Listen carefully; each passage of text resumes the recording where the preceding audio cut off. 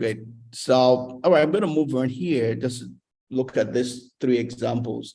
So the first one is a lady called Candace Bushnell, which Frankel describes in the book, and pretty much just talking about how she took life, right? She was a writer. She saw herself as a writer. So she was in college and she was going through school. Like in college, you don't just read one thing. Whatever it is that you went to school to read, they try to make it broad. So they have you take courses from different places. But she saw all of that as a distraction from the main thing she wanted to do. So she checked out of college and went about trying to get into writing full force. Obviously, she met a lot of failures, disappointments. It didn't come out like she wanted it, but she didn't give up, right? She did all that she needed to do, at least to put food on the table while she pursued her writing career. The thing is, at the end of all of that, she succeeded, right? It wasn't necessarily a straight road. It wasn't necessarily an easy road, but she had a burning desire, which she kept on pushing, to get to, and she got there because she was willing to do everything she needed to buy time, to put food on the table while she focused on her passion, And when you go to Hollywood, you see a lot of people that are on the street, probably homeless and all of that. A lot of people left their city, their state to go to Hollywood, hoping that they're going to make it. Not everybody makes it. Not everybody that goes to Hollywood makes it. Not everybody gets to be auditioned. Not everybody that auditions passes.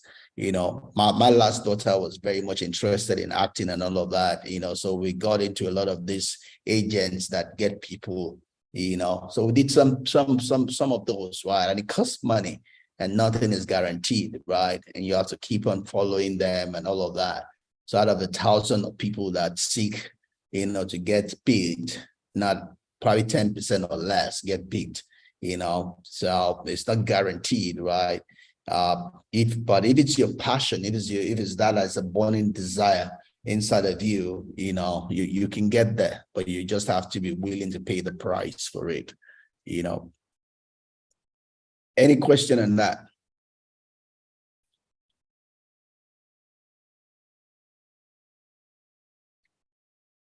Anybody has a burning desire they've had to push along for, you're almost giving up on, or you've given up, or you think that you can have a burning desire that you can pay the price for. And while you're trying to answer that, on our Facebook, when we read our first book, The Four Purposes of Life, we part of that, we talked about the fact that we differentiated between what a career is and what a calling is, right? So a calling is that which you can do for free. It's what makes you you. It's what satisfies the inside hunger inside of you. Sometimes your calling can also be your career, but that's not all the time, right? That is not true for everybody. For a good number of people, it's not true. They have to go get a job to put food on the table, while by the side they do their calling that fulfills them. If you're able to get the two to match, that is awesome. Then you work for free because you're getting your fulfillment and you're getting paid for doing that. And there are a lot of people that get that opportunity, that privilege, and it's possible, just like it takes time to get there. But while you're on the way there, you need to put food on the table. So you need to get yourself a job, and that's part of what this lady did. Today, she has it all. She has her calling as a job, and she's able to make money doing, what she loves and what satisfies her. But it takes time, it takes intentionality, it takes effort, it takes sacrifice to get there, Any question for me on that?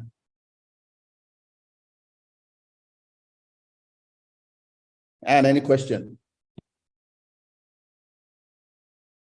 No question. No question. All right. So I'm just going to go next is the person who wrote the poem Invictus. Invictus has been made popular by different people, including Nelson Mandela, right? The movie that was acted, talking about his life coming out of prison, his first year as president, The title of that movie is Invictus.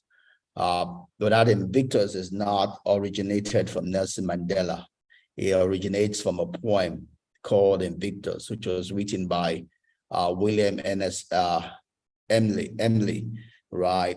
He wrote that poem, which kind of encapsulates his own journey of life.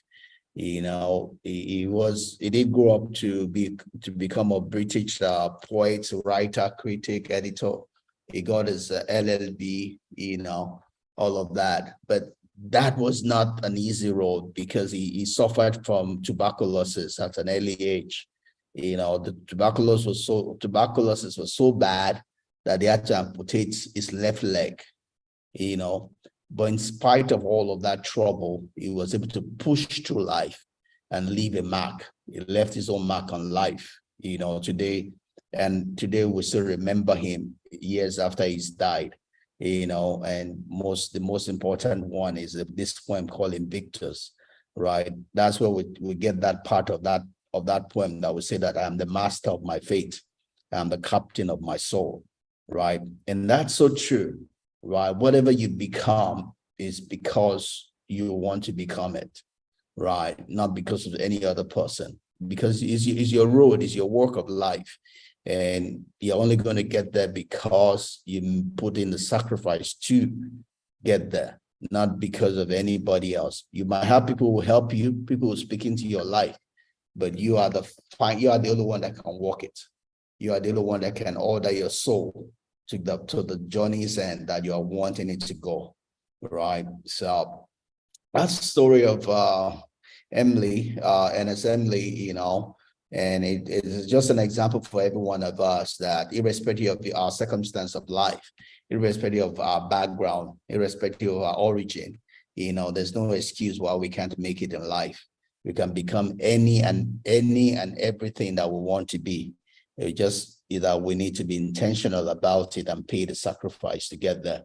We need to catch a vision of where we want to go to, where we want to get to, and you know, and push for it. You know, do what it takes to get there. You know, and that's NS life.